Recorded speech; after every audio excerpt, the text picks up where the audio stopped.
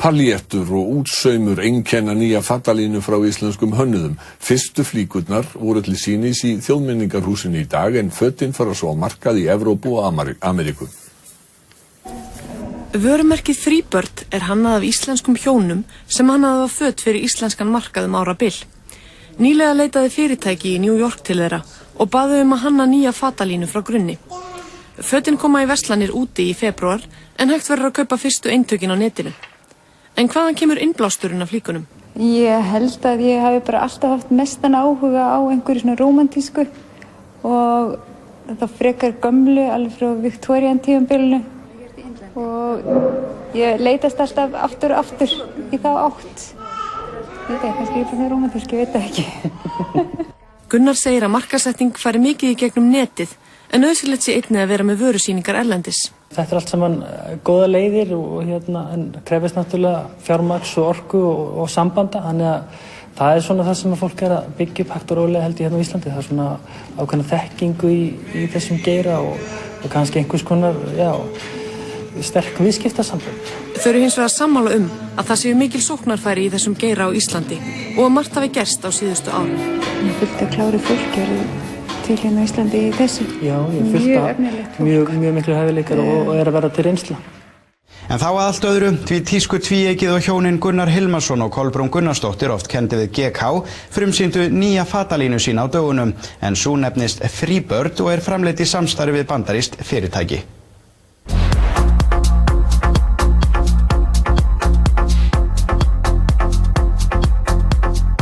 Sem sagt árið hefði okkar áttun að vera tiltölulega rólegt. Eignuðumst okkar yngsta barn núna í janúar og ætluðum bara að taka því svona tiltölulega rólega. Og höfðum verið að gera það. Ég hef reyndar verið að taka mér aðra vinnu líka fyrir e-label og gera skemmtilega hluti þar og svona sinna íslenska markaðinu svolítið skemmtilega, mikið að gerast hér.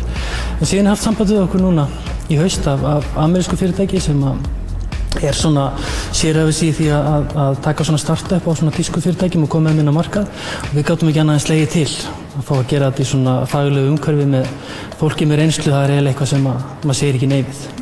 Þetta þá ekkert langur meðgöngutími á þessari línu eða? Nei, hann það ekki sko. Við náttúrulega höfum svo sem teiknað áður og erum með svona, okkar network af fólki sem við viljum vinna með og svona, þannig að við erum svo sem ekkert lengi að gera hlutina þegar við vöðum í það. Það svolítið svona kannski íslenski hátturinn á því, þó svo við viljum náttúrulega kannski gera hlutina mjög vel en þetta allt spurningum bara hvernig við ráða klukkutímanum saman.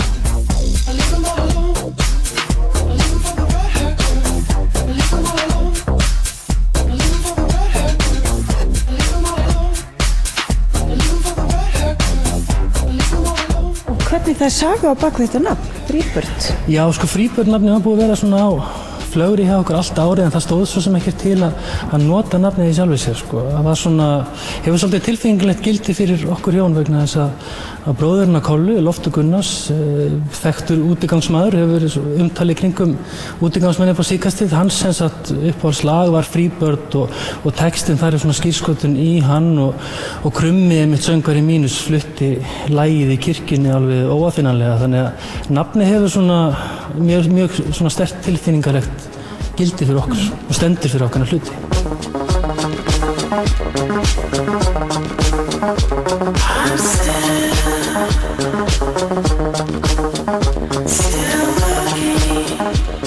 Já, hvað framhaldið með þessa línu? Hvað ætlið ykkur með það? Sko línan sem við vorum að sýna núna í sýningunni núna sem sagt vor 2013 og hún var sýnd núna fyrir nokkrum vikum völdum kaupendahópi bæði í Evrópu og í Ameríku, þannig að hún verið seld í þó nokkuð mörgum löndum bara núna í janúar.